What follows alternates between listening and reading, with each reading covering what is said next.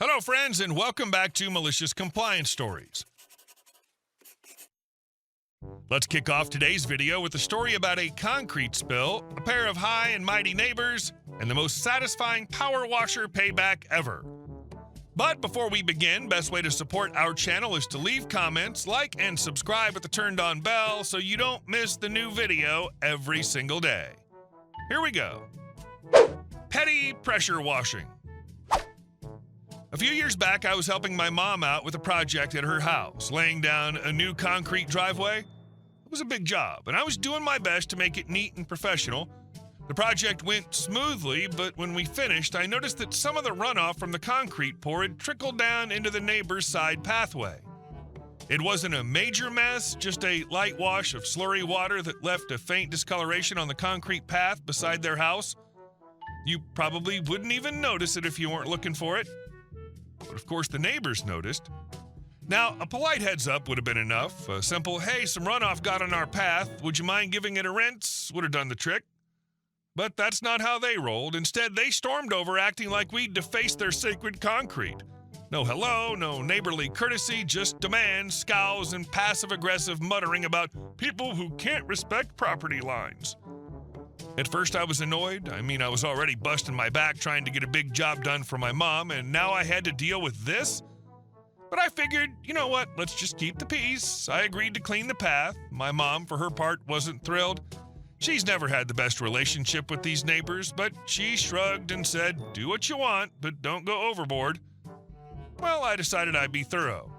Out came the power washer. I started at the front of their property, right where the sidewalk meets the driveway, and began working my way along their side path. To say that path was overdue for a clean, it'd be putting it lightly. Years of grime, dirt, moss, and who knows what peeled away under the pressure washer like wallpaper under a heat gun.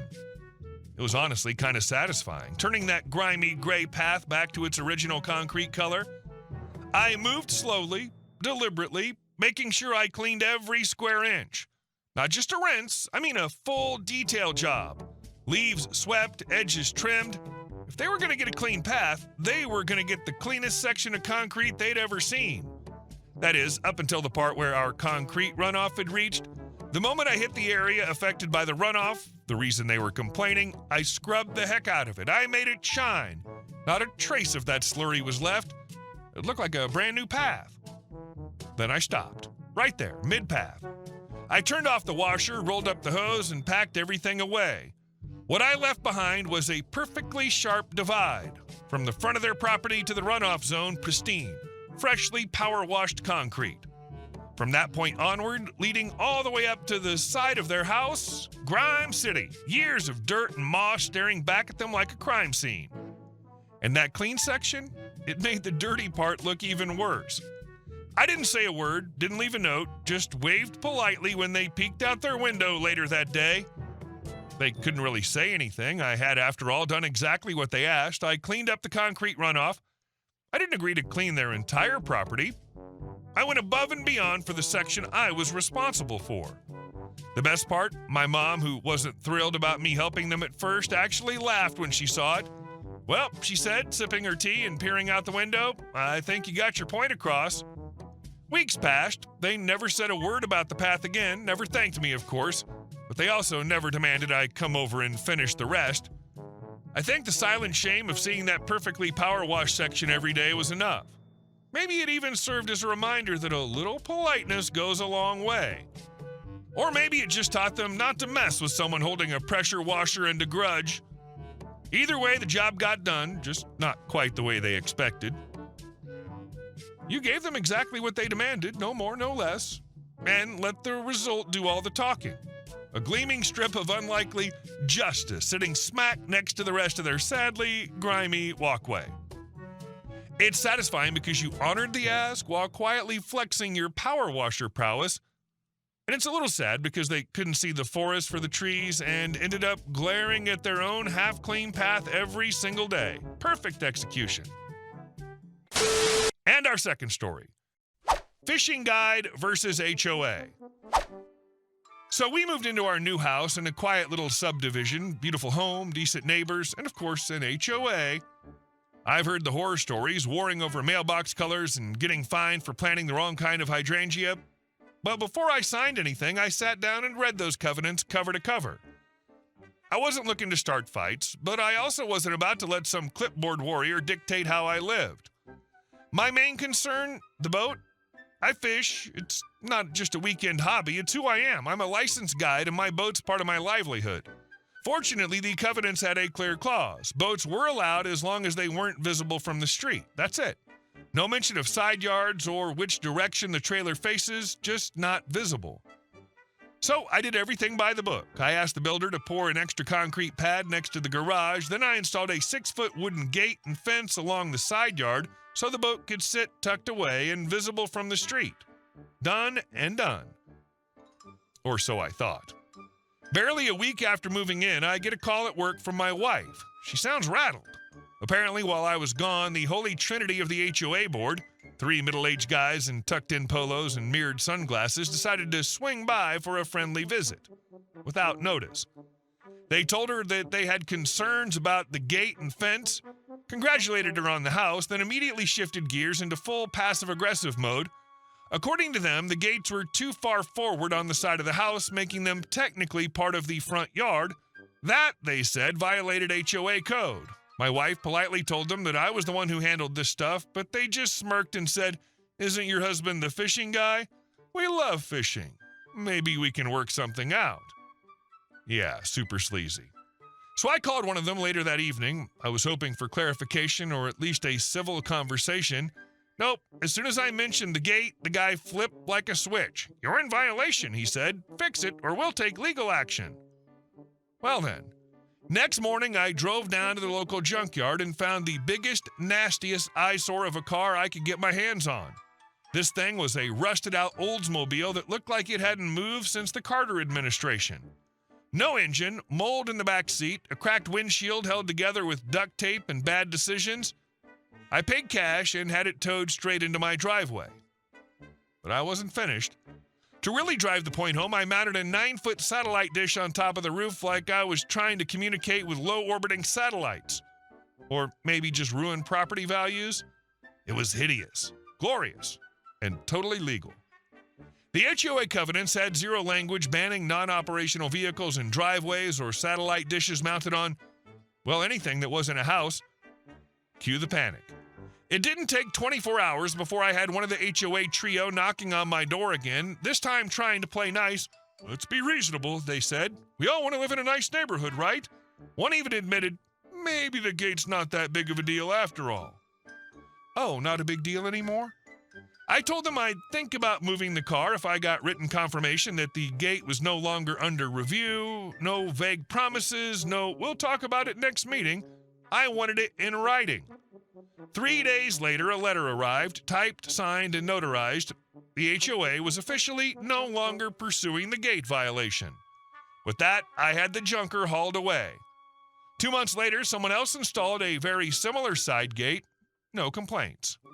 Guess the HOA decided they didn't want another alien communicating clunker on the block.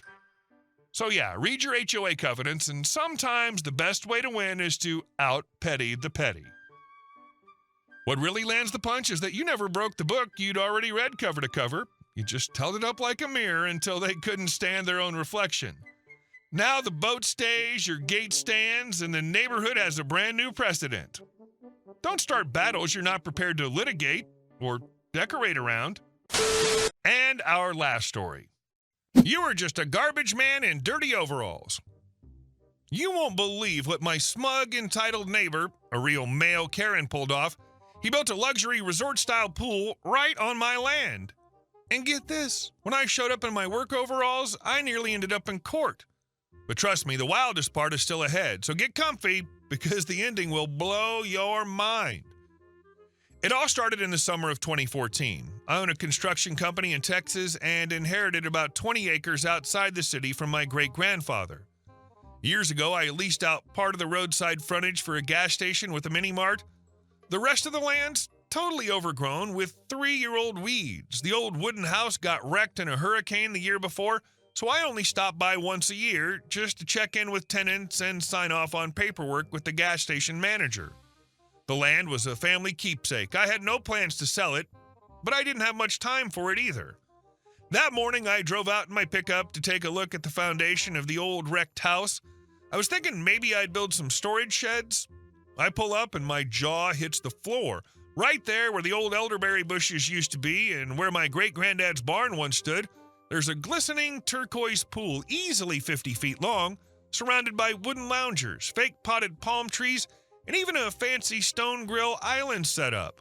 I can hear splashing and kids laughing behind a white PVC fence. The air smells like tequila and lime. I walk around the fence and find him, the neighbor, lounging like a king, tall guy, magazine-style haircut, eagle tattoo on his chest, margarita in hand, and the glass is practically the size of a fishbowl. He looks at me like I'm a vagrant. "What do you want, buddy?" he says, not even bothering to take off his sunglasses. "Private party." "Private?" I ask. "Might be, but the land under your little resort, that's mine." He snorts and snips. "Sure, cowboy. I bought this lot last year. See that fence post? That's my boundary line. And that," he gestures to the pool, "is just a little backyard upgrade." "You ever look at a plat map?" I ask. "Check your GPS coordinates. Your fence cuts 9 feet into my land, and your pool damn near 20. He stands up, leans in, and growls, "Look, this place was a dump, overgrown and abandoned. I cleaned it up." "You're welcome. Don't like it? Get lost." "I'm the owner," I say calmly, "and I learned to defend my land before you learned how to tie a necktie." "Owner, huh?" He scoffs, throws his shoulders back, and yells, "Screw you! That patch of weeds ain't worth spit. In 10 years, I'll claim adverse possession, and the court'll back me up." That's when I realized I was dealing with a textbook male Karen. Loud, arrogant, thinks the world spins around his salt-rimmed glass. So I bit my tongue and left. Not to argue, but to gather facts. That evening, I pulled the old deeds from the safe. I printed a fresh land registry extract and called in the surveyors. By the next day, they confirmed everything. The guy had moved boundary markers, poured a pool basin, and even installed a drainage pipe that flowed onto my dry creek bed. Quietly and deliberately, he stole nearly a third of an acre. Sure, I could have filed a lawsuit right away, but I remembered the old Texas saying, if someone digs a hole on your land, make sure he ends up in one, legally or literally. A lawsuit would drag on for months, and cease and desist letters would just make him laugh. I needed something faster and louder. 2 days later at dawn, my old Mack dump truck rumbled down the gravel road. In the bed, 20 tons of leftover granite gravel from a highway repair job. I put on my dirtiest work overalls to look like just another foreman. The job started at 6:30 a.m. before most folks were even awake. I raised the dump bed, and a waterfall of rock came crashing down, the roar, the dust, and then the splash. The stones slammed into the turquoise water and piled up on the bottom. Within seconds, the pool was gone. The concrete cracked like an eggshell. The screams came next. The neighbor ran out in his swim trunks, hair spiked up in panic. His jaw was shaking with rage. "You psycho!" he shrieked. "You destroyed my $80,000 pool." "My pool, my price," I told him. "File a complaint." He grabbed his phone, called the sheriff. I calmly pulled out my documents, laid them on the hood of my truck. The patrol car rolled up minutes later. Sheriff steps out, scans the papers, then looks at Mr. Entitled. "Mr. Donovan," he says, "looks like you're the one who trespassed on Mr. H's land. We'll settle this in court, but for now it seems you damaged his property." "He just demolished it. Arrest him." "Arrest?" The sheriff raises an eyebrow. "For what? He used his own lands. Meanwhile, you're yelling in front of kids and shoving a deputy." Donovan throws up a hand to argue and accidentally bumps the sheriff's shoulder. Click. Handcuffs snap shut. A week later, I got served. The guy's suing me for intentional destruction of private property and emotional distress. Ridiculous, but I needed to fight back. I hired Brenda Soto, a lawyer with eyes sharp as a drill bit. She filed a counterclaim, illegal improvements, encroachment, soil damage, and restoration costs. In court, Karen tried playing the victim, swore he got confused by the property lines, thought the land was just abandoned. Brenda pulled out his land purchase contract with clear coordinates and asks, "Mr. Donovan, then why do you have a land survey dated last year that shows the exact boundary lines?" He turned beet red, started swearing. Judge Lee Davis slammed his gavel. One more word and he'd be fined. Karen couldn't help himself, cursed again, and earned 2 days in jail for contempt of court. By the end, the jury sided with me. My claim was granted in full. His dismissed. Karen was ordered to pay me $37,132, the cost of hauling the gravel, breaking down the pool structure, and restoring the soil. But that's not all. The judge demanded he remove all remaining structures and restore the boundary markers under sheriff's supervision, all at his own expense within 30 days. A month later, the Paradise Resort was nothing but a neat rectangle of compacted gravel. I posted a sign, "Private property, no trespassing." Karen tried to sell his house, but word got around. Realtors whispered about the stolen land scandal. 6 months later, he took a $100K loss and disappeared, fake palms and all. As for me, I'm now planning a new storage facility, and every time I see that rectangular patch on the blueprint where someone else once splashed around in my pool, I smile. Because in Texas, we got a saying, "Don't mess with a man who owns a dump truck. You won't get a second chance." He thought he was making a splash? Turns out he just dove headfirst into a gravel mistake. Hey guys, thank you all for watching the video. I'll see you in the next one.